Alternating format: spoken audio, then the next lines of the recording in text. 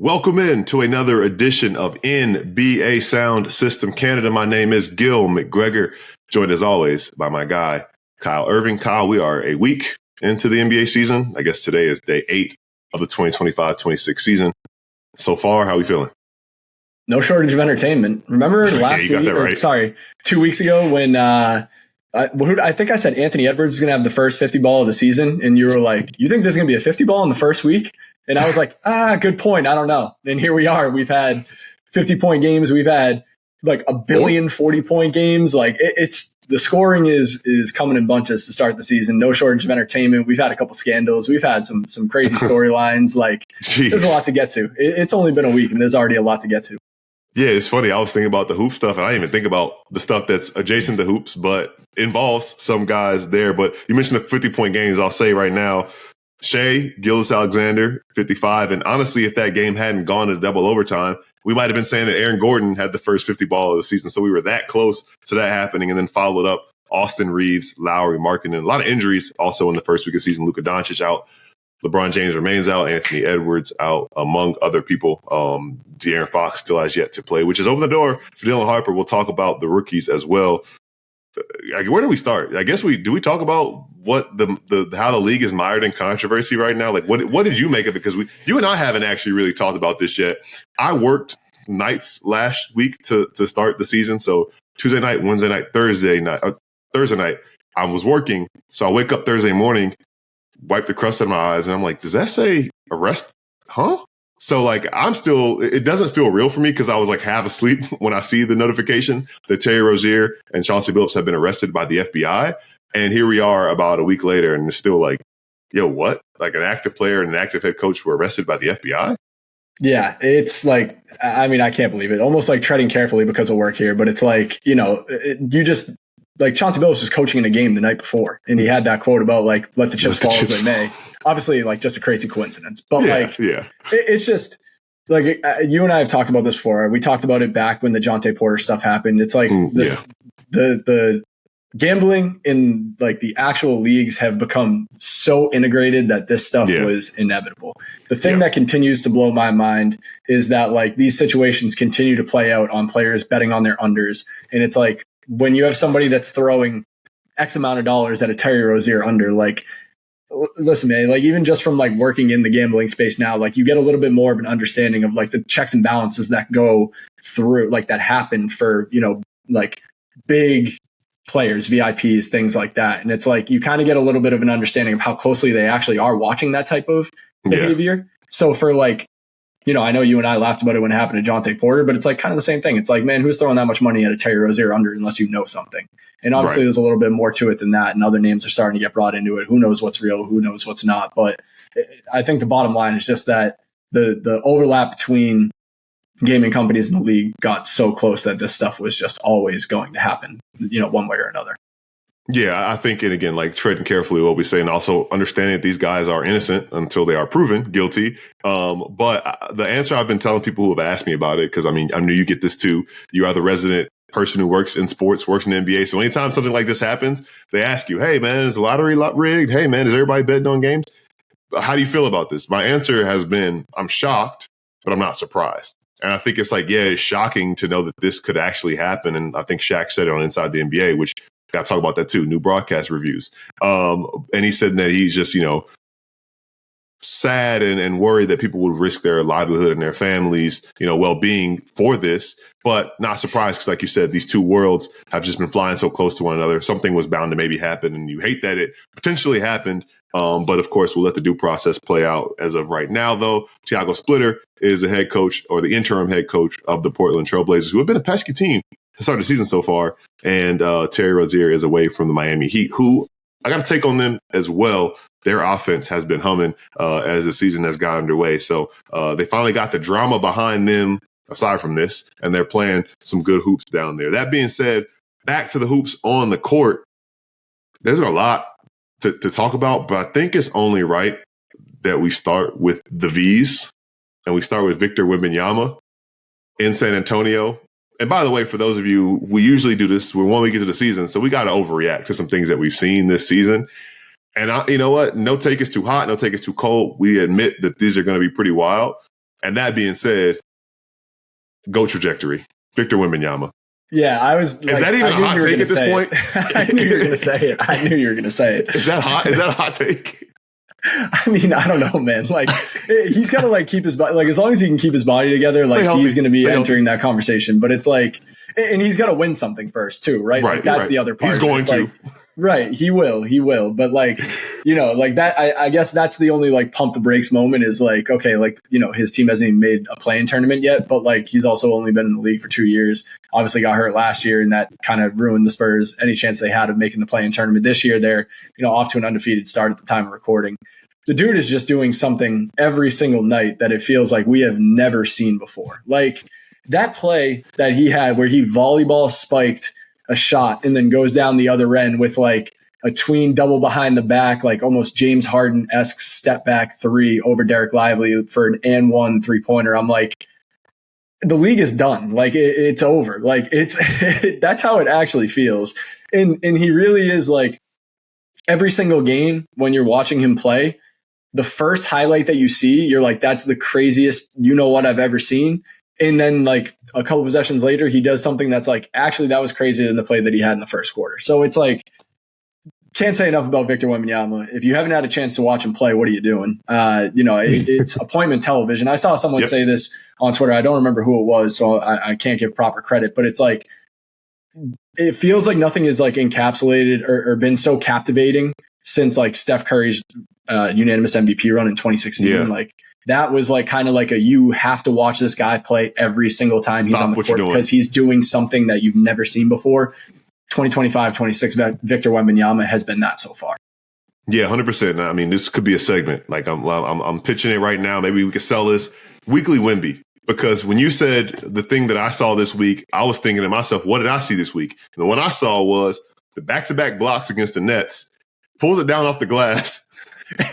The broadcast goes, they can get us 2 for 1 if they want it. He pulls up from like 32, cashes it. I'm just like, this dude is 7'5". He just spiked 2 blocks within 5 seconds. And then he went down and said, oh, yeah, I can pull up from 30 feet as well. Talk about that Mavs game on opening night.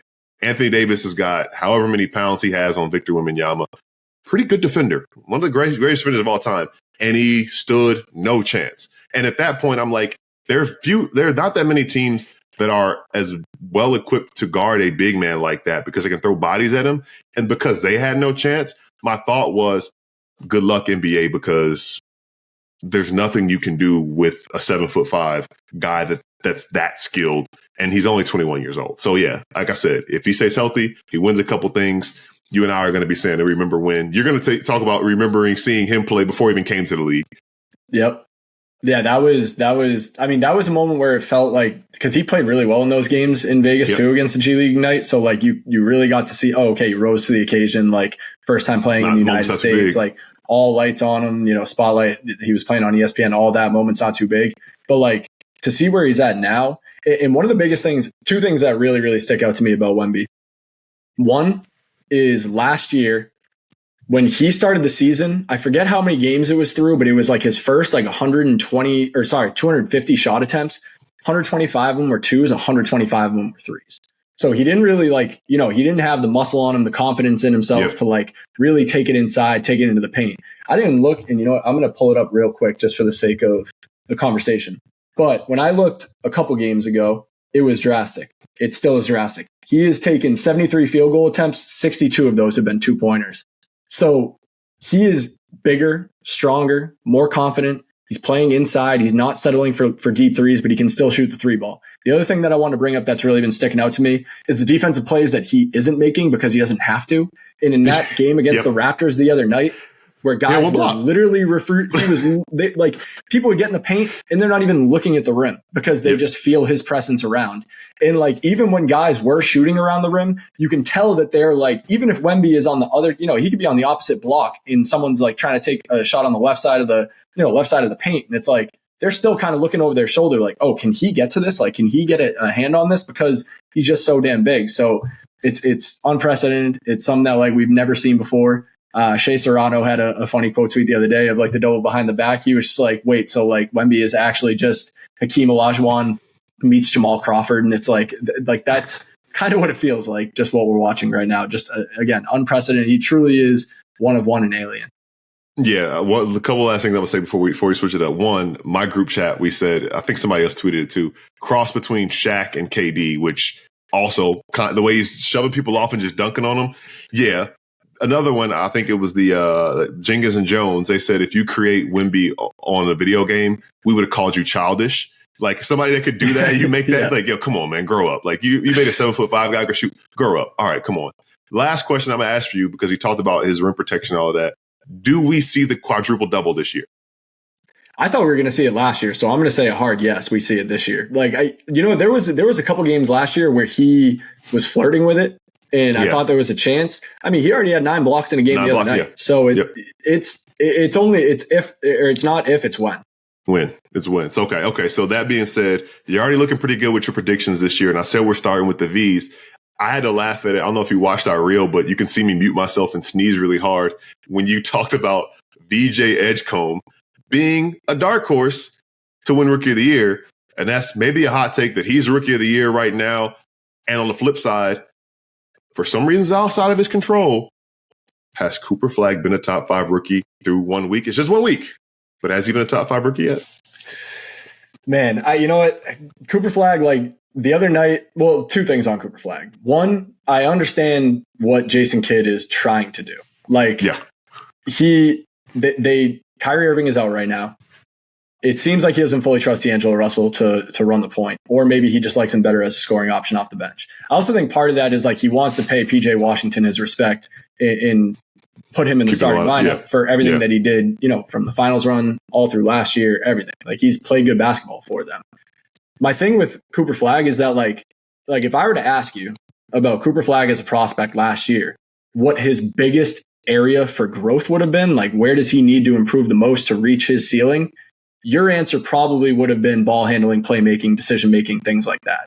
Yep. So now he goes into the first week of the NBA season and he's their opening night starting point guard. It's not necessarily setting him up for success, but I also understand that like J Kidd is probably in his mind thinking, this dude is so talented that eventually he's going to get to the point that he's comfortable doing that, and we'll let him play through the growing pains. And there have been growing pains, and he's dealing with a little bit of a shoulder injury or whatever that is. He hasn't missed any time. It doesn't sound like he's going to miss any time, at least for now. But it's just interesting to me that like you have a player that's that talented and that good at what he does on both ends of the floor, and you're going to make him that uncomfortable to start his career. I respect it on one end because you see his upside potential that he could eventually get to that point. But on the other end, it's kind of like it raises an eyebrow of like, would it have been easier for him to just kind of like ease into it naturally as a forward with another point guard on the floor and he can bring the ball up sometimes versus just being your opening night starting point guard? Yeah, it's the trial by fire thing. And I can't remember if we talked about it much before the season opened, but I know that I have mentioned before that J Kidd did the same thing with Giannis in Milwaukee. And I think that a big part of Giannis's growth into who he is now can be attributed to that point in time and that stage of his career where it was pretty ugly and that Bucks team wasn't really expected to do much. So it's kind of like, it's not a lost season. We're not punting on games, but we're like, look, the only way that this guy can get comfortable at doing what we want him to be able to do at 25 is having him do it at 18, as Cooper Flagg is right now, by the way. He's still 18.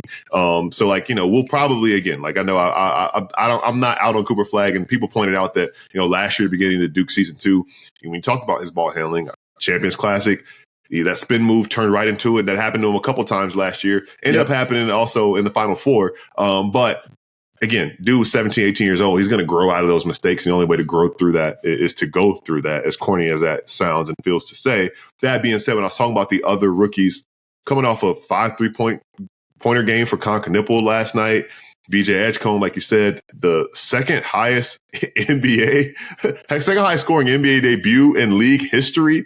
Dylan Harper has been as good as advertised off the Spurs bench in a low leverage role, which we talked about. Great for him. I thought he was going to start with De'Aaron Fox being injured. And some people are floating out the fact that maybe Stephon Castle ends up being the odd man out, but he's been balling as well. That being said, those are 4 rookies worth mentioning. Also the top 4 picks in this year's draft. I don't know if there's anybody else worth acknowledging, or is it worth spinning back and just talking about how impressive VJ Edgecombe has been and what that means for the Sixers, who at the time of recording have yet to lose a ball game? Yeah, I think I do want to talk about VJ Edgecombe, and I want to talk about Dylan Harper too, because I feel like those two in particular, like, talk about guys that have seamlessly made the leap to the NBA. Like, Dylan Harper is someone, I mean, again, like, if you read a college scouting report, like, it would have said you can't speed him up. He's in full control, great body control. Like, you know, he's a sound playmaker. He can get downhill. He can get to the rim, and he displayed every single one of those strengths over the first week of the season. Like, he looks extremely confident, extremely comfortable. You know, I agree with you. I thought that maybe he would have been the starting guard, but I guess that kind of goes hand in hand with what we were just talking about with Cooper Flagg, right? It's like, you know, they really like what Champagnie brings as a shooter, and they think that, you know, Stephon Castle is capable of running the point, which he is, Swiss Army knife like that. So, you know, you can bring the rook in and ease him in off the bench, like, and he's thriving right off the bat. And then you look at VJ Edgecombe. I mean, like, you know, we were both. I didn't think he was going to be this good, man. I didn't think he was going to be this good this fast. Because here's the thing, like, at Baylor, and even, like, you know, we watch him, like, in some of those FIBA qualifiers with the Bahamas. Like, it's like, he is extremely athletic. He is going to be one of the most athletic players on the floor, no matter who he's on the floor with. But, like, whether it's the ball handling, whether it's decision making, whether it's, like, streaky shooting, like, those were all things that kind of carried over to Baylor, and I thought would carry over to the NBA. And I don't know if it's just, like, playing off Maxey, who is probably a top, I mean, it's only 1 week of the season, probably a top 5 MVP candidate right now. Like, I don't know if it's just playing off of him and the amount of, like, kind of, like, space and freedom that gives VJ Edgecombe to work with, just because he's such a dynamic threat. He's shooting like crazy from three. Talking about Maxey, he's shooting crazy from three, but you got to play, because you got to play up on him. But he's also one of the fastest guards in the league with the ball in his hand. So when he's getting downhill to the rim, everybody collapses, and that gives VJ a little bit more space to work with on the perimeter. Like, you know, I don't want to take anything away from VJ. I'm sure that a lot of it is, like, what he's doing himself too. But Maxey is probably making life easier. But I'm really impressed with just, like, how sound the shooting has been right off the bat. Defensively, just a ton of energy, flying around, making plays happen. In the open court, he's doing what we knew he could do in the open court, displaying that athleticism. And I think more than anything, like, you know, Philly, Embiid's in and out of the lineup. We haven't seen Paul George yet this year. We know Max is good. We know VJ's good. We know Jared McCain's coming back soon. Like, they got a pretty damn good trio of guards there. And are we ready to turn the team over to those three dudes? Yeah, that was what I was going to say. This is kind of what we talked about. It is early, but I talked about that their 16 seed, right? They got to the first 4 games without any issues. Joel Embiid is super efficient in the 20, 25 minutes that they're giving him right now. And, you know, he kind of had a snarky comment, which he has earned the right to say, when they were like, hey, man, there's no drop off when you step off the court. He's like, yeah, it took 12 years, but I'll take it. And it's like, you know what? Like, you kind of earned the right to say that. I know that you haven't really won anything and made out a second round, but, like, at the same time, we remember that 7-8 man rotation that they were playing, like, once. And again, that roster was top heavy when they lost to the Raptors in 2019. But, like, I think it was Jonathan Simmons, respect to him, but was playing, like, big minutes in that series. Like, Robert Covington, Greg Monroe was playing, playing, you know what I'm saying? Like, those guys. So now, like, this is probably, not even probably, this is easily the most talented roster Joel Embiid has ever played with. And, like, an abundance of riches. I think that gives them some flexibility, because we talked about Grimes says they figured that situation out, and he's playing well in spots that he needs to play well in. But, like, once they get healthy, also they can afford to not rush back Paul George. And if he can come back and remember who he is, like, that's a lot of the things that can happen. A lot of ifs, but so far so good for them. We talked about, funny enough, the 2 of the 4 teams, the top 4 picks, 2 of the undefeated as we record right now. The other 2, one you'd expect, the Thunder 5-0, but the Chicago Bulls 3-0. They play the Kings tonight.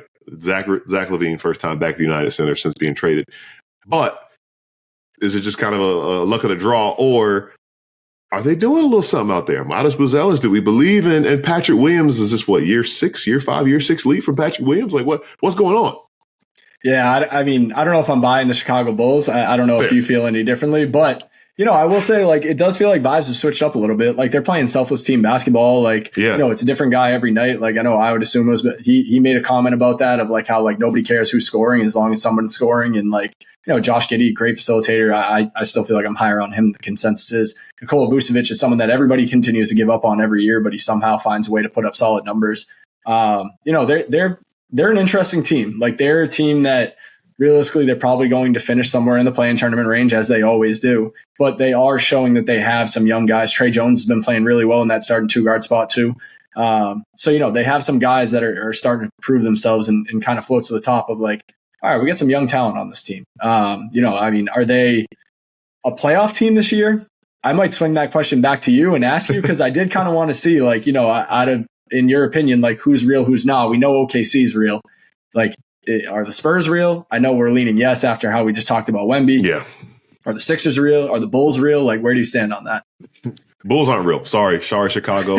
I like the I got a quick answer for you there. I like what they're doing, though. I think that it would behoove them to not have a good season. They think they could use another blue chip prospect just to kind of have on that team. I don't necessarily think that they have, like, I don't think anybody's going to do much to trade for Vooch at the deadline if that happens. But kudos to him, because he had a big game against the Pistons on opening night, and he's been solid, and he's been a pro the entire time. But I think that, they're going to just keep themselves in that like mediocrity level. If they overachieve this year, I think it'll hurt them in the long run. So I think that that'll kind of even out a little bit. Again, I respect what they've done. Again, we're just 3 games in.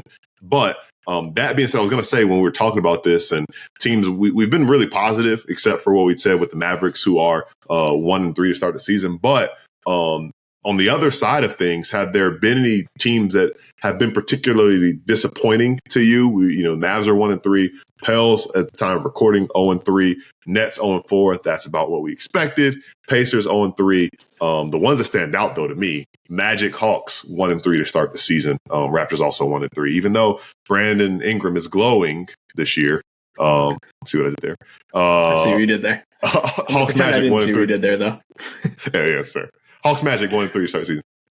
Yeah, the team that actually, it doesn't surprise me, but I feel bad for them. Like the Pacers, man. Like you and I mean, hey, we had two different MIP picks from the Pacers, and they're both hurt in the first week of the season. And Benedict Mathurin was going crazy in that game against OKC too. Yes. And you and I were texting during that game, and it was one of those moments that it's like, oh, he's really about to be the guy this year. Like he is going to be who you and I were talking, like how we were talking about him 2 weeks ago going into the season. And yeah, I mean, it just sounds like they're both going to be out for a little bit with some relatively serious injuries. And, they were already a team that was already dealing with injuries, and now Obi Toppin's also hurt. And like, it's just even guys that are stepping into those roles are also getting hurt. So, they have a laundry list for an injury report right now. And it's like, can't catch a break, but also like, I don't know, maybe it's the best possible thing that can happen to them because, Tyrese Halliburton obviously out for the entire season. So maybe, it ends up being a Tim Duncan type year and they could find their way into the top of the lottery and get one of these 3 absolute studs at the top of the lottery. But, I feel for them. As for the teams that have been surprising, like you said, Atlanta and Orlando, you don't want to overreact. One, Atlanta is a team that like Porzingis has missed games, Shea missed games, Jalen Johnson's already missed games.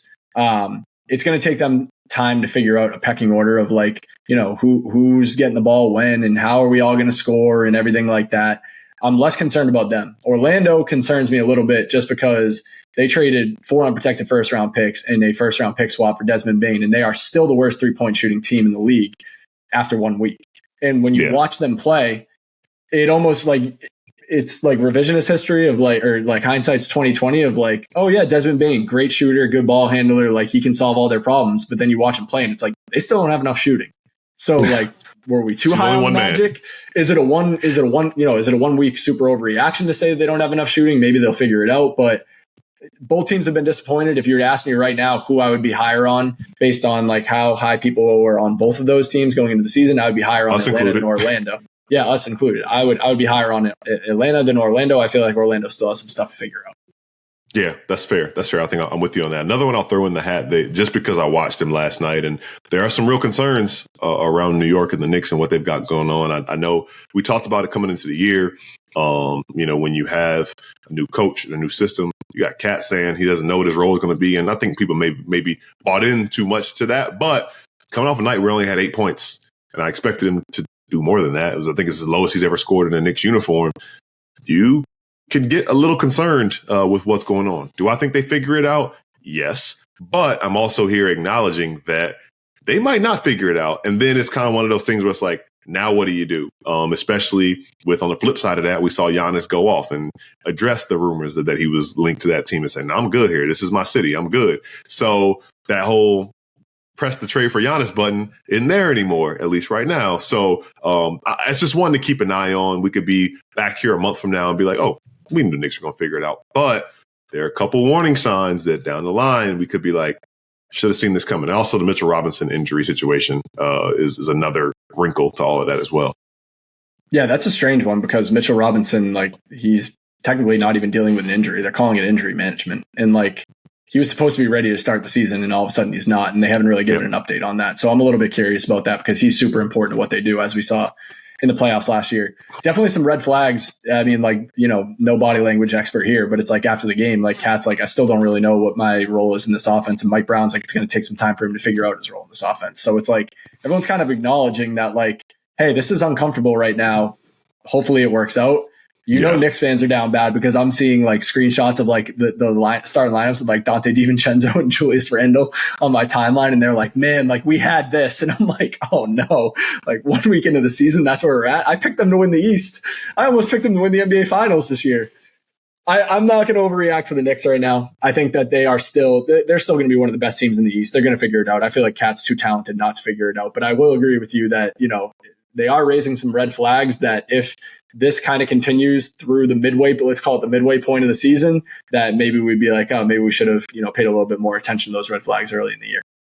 Yeah, I think I'm with you. Like it's just too soon for us to make a thing. I'm actually looking something up about a different team that I was going to say something about. But as far as the Knicks go, you know, again, like there's been many a times where we've watched a team not figured out and then they just hit their stride.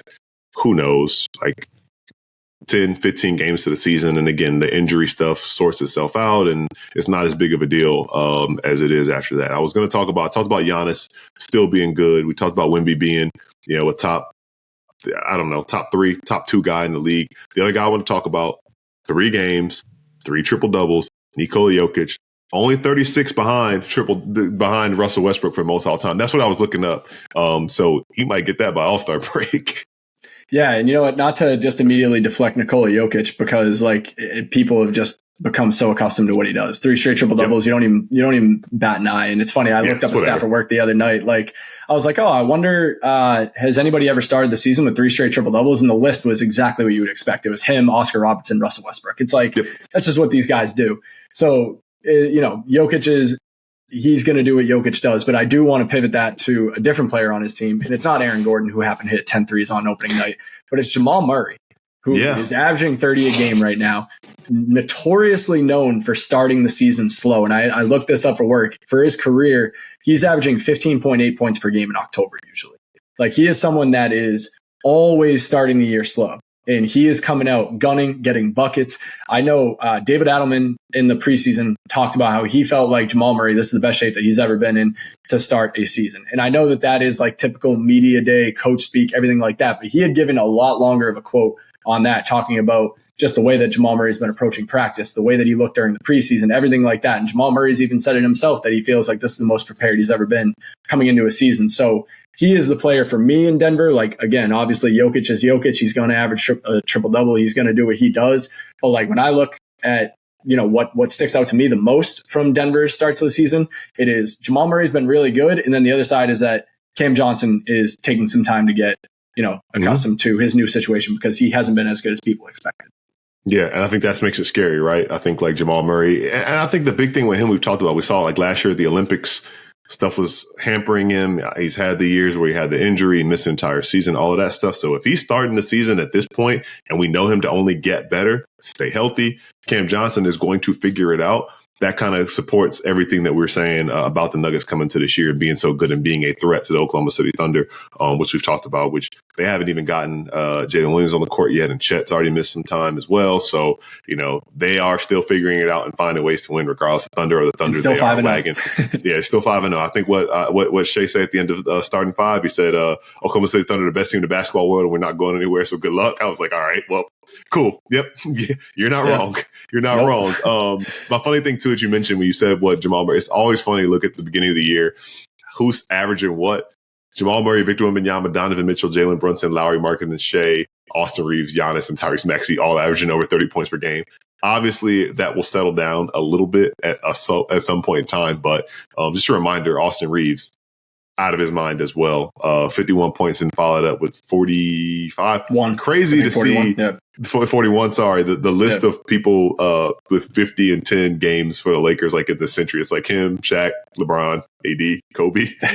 Yeah. And he said it after, he's like, I don't belong with those names, but like, it's cool, man. I thought Fred VanVleet was worried, man. His record for most points by an undrafted player. He can be fine knowing that it lives to see another day. But yeah, Austin Reeves and the Lakers are just trying to stay afloat. I think we just hold out judgment if they can get Luka and LeBron back on the court, but they run the risk of falling in too deep of a hole. And here you are, trying to fight an uphill battle. So that's another one that stands out to me.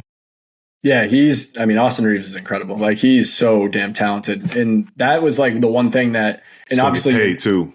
He is going to get paid. And like, listen, I'm not going to sit here and say like, you don't make the Luka Doncic trade because you have Austin Reeves. But I do remember when we talked about it on this pod, one thing that I like specifically was like, damn, I sort of feel for Austin Reeves because he was really starting to show like, hey, I can be a guy with the ball in my hands. And then you take the ball out of his hands even more. Obviously, that ends up being a dream scenario for them now because you start the year with LeBron out and you know that AR can be that secondary playmaker ball handler to Luka. And now Luka's also out and you're still like, all right, well, we still have a guy that can run the show. They're gonna struggle until at least one of those guys get back. I don't think that's a hot take or breaking news or anything like that because the team isn't that deep to begin with. But Austin Reeves just showing what he can do, rocking out a little bit, and like you said, contract year, he's going to get himself paid if he continues to play this way. Yeah, he's playing at all-star level. It is early, but he'd be an all-star, all-league type guy with the numbers he's putting up with the Lakers, and going to have some decisions to make. I know it helps getting LeBron's money off the books, but who knows what lies for the Lakers beyond this year. But Austin Reeves, at least through a couple games, is certainly making it interesting. As we wrap up here or kind of wind down here, I don't know if there's any other hot takes I can pass for you. I've been teeing you up with some things that we both have noticed and both have realized, but I haven't really given you the ball, let you ISO if there was anything specific that you were going to point out for the overreactions and hot takes through the first week of the season.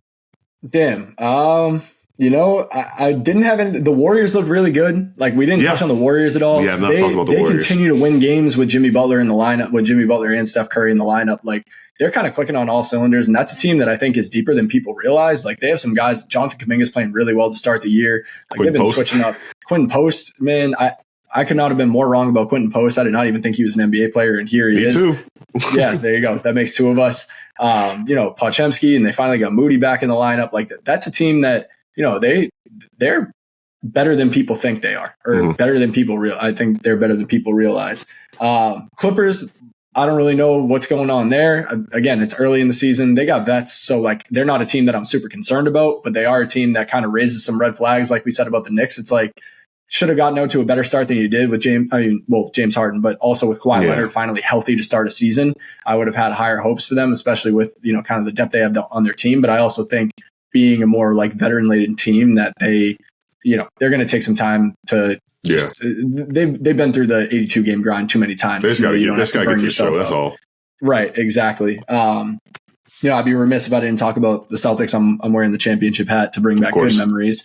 But obviously a rough start to the season. You and I talked about it a little bit before we hopped on here. But I think that that's a situation where people are hitting the panic button very soon, but I really honestly always expected Joe Mazzulla to tinker with the starting lineups. And, I had joked, to my dad and my brother at one point, I was like, over under like 40 different starting lineups. And like through the first 3 games, they had 3 different starting lineups. Like, he's kind of just, making shit up on the fly, and guys are going from DMP to in the starting lineup. Guys are going from completely out of the rotation to playing bulk minutes. Like, he's going to continue to try and mix and match until he finds rotations and lineups that make sense. And it's going to be, major growing pains for a lot of these guys trying to figure out their role and place on this team in the meantime. So that's where I'm kind of like, I wouldn't panic about Boston yet if you're a C's fan. I know we have a lot of C's fans that tune into this pod. I wouldn't panic about the C's yet, at least through these first like 20 games while they figure it out. But I think we're going to learn a lot about this team between games 21 to 42, like the midway 41, maybe the midway point of the season, where you finally get a rotation in place and you finally get to let guys develop in their own roles and figure out their own roles, and then see what this team's really made of.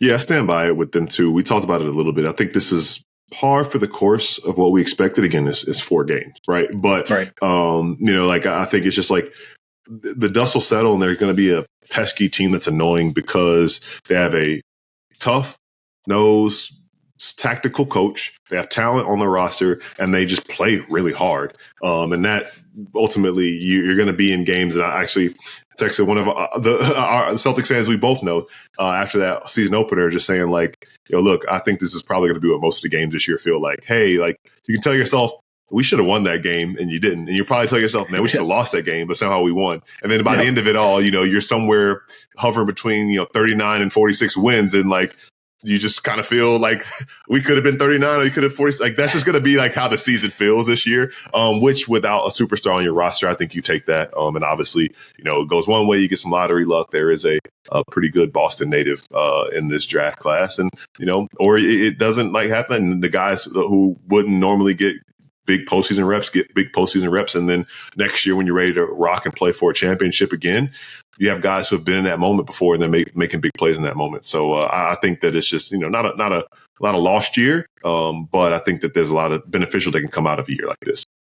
Yeah, I was joking with my dad and also my friends. 82 heart attacks is what we're signing up for this year. Like that's just what it's going to be. You know what I mean? And to kind of tie a bow on where the C's are at right now. Like I feel like you got guys like Peyton Pritchard and Derek White who are stepping into new roles. They are taking on a bigger responsibility. We obviously know they're super talented players, but it's different when you're the number 3 guy versus the number 2 guy. It's different when you're the 6th man of the year playing against. Right, exactly. You're the 6th man of the year playing against second units to now you are a focal point in the starting lineup and you got to get it going right from the start. Like, that's it's going to take time for them to settle into those roles. Neither of them have shot the ball well to start the season. They are going to eventually get back to the mean and be really good shooters. Like that's just, they're too talented not to.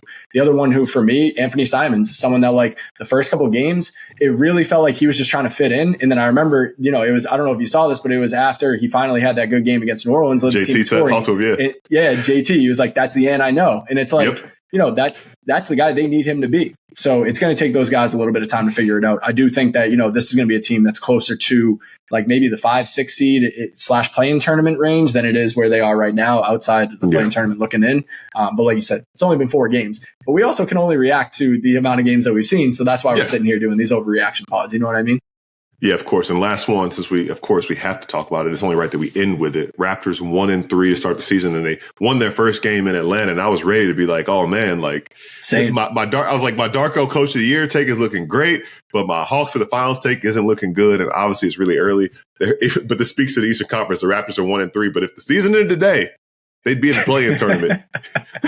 So they're 9th in the Eastern Conference. But I think the big thing that we've talked about with them, and this is, again, no surprise to us, and not even like patting ourselves on the back as the all-knowing ball knowers, but like there are guys on this team that just got to figure out who they are and how they play off of one another based on like what they do, right? And like that's just kind of ultimately like the reality of this Raptors team. Like Brandon Ingram is a big piece that has to incorporate himself with this team. Like Colin Murray-Boyles missed a few games, but has looked good since coming on the court. Had a couple games. Grady Dick looked very good coming off the bench in Atlanta. All of that stuff. So there's a lot of stuff at play with this team that they're trying to figure out. But you and I had a lot of fun talking about how excited my Coach of the Year pick was after that win in Atlanta. He was scaring dudes in the locker room, man.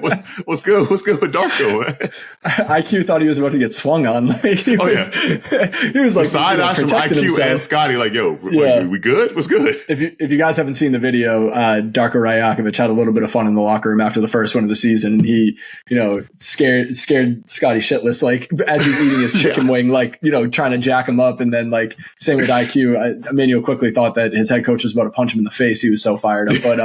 But when you were talking about Colin Murray-Boyles, I raised an eyebrow because I just saw on a notification from my phone that he's actually getting the start at the 5 tonight with Jakob Poeltl out. And I kind of had a feeling that they might experiment with him at some small ball 5 because they did in the game against San Antonio.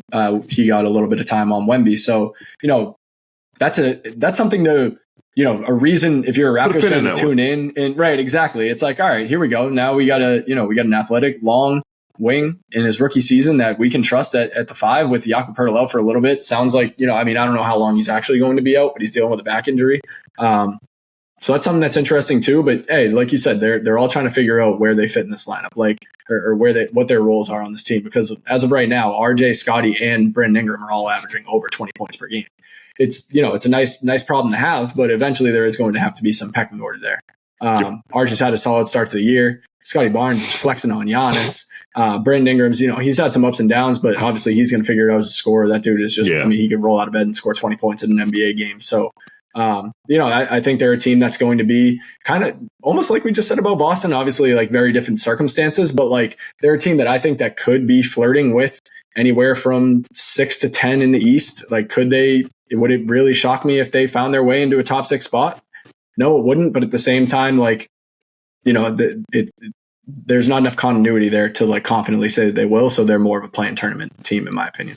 Yeah, so I was going to say, like, just again, we got a 4-game sample size we're talking about. And as we record this, they are playing the Houston Rockets, who you mentioned Colin Murray-Boyle's starting at the 5. And I'm sure Raptors fans or Toronto sports fans are probably focused on something else tonight. We are recording on Wednesday, October 29th. It is Game 5 of the World Series as we record right now.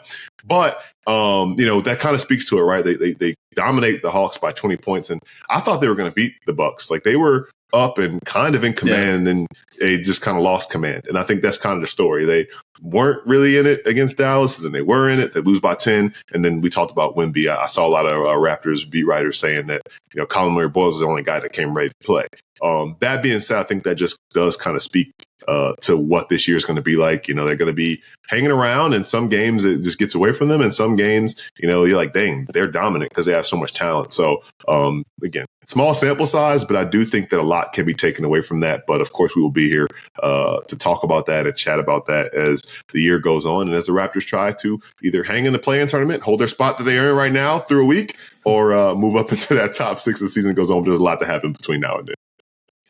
Yes, there is. And you know what? I mean, we could hop back on here next week and our takes will be completely different because, again, it's only a 4-game sample size, but that is the beauty of reacting to, everything that happens early in the season. It's honestly one of the funnest parts of like covering the NBA is just like how, ridiculous the takes can get over the first couple of weeks. So, hey, it was good talking about it here. It's good talking about it now. I'm excited to get back to it next week and have a little bit bigger of a sample size to go off of.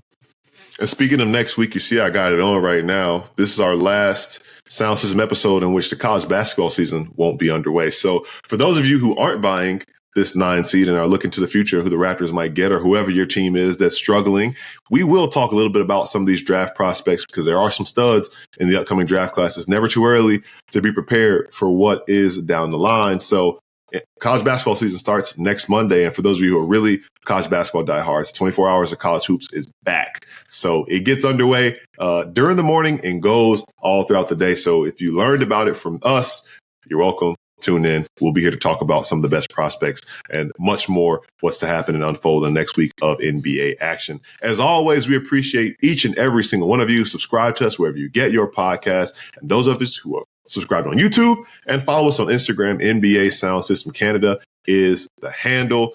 Got an exciting season ahead of us, and I'm excited to talk about it with my guy, KI. For my guy, KI, my name is Gil McGregor. We will catch you back here, same time, same place next week.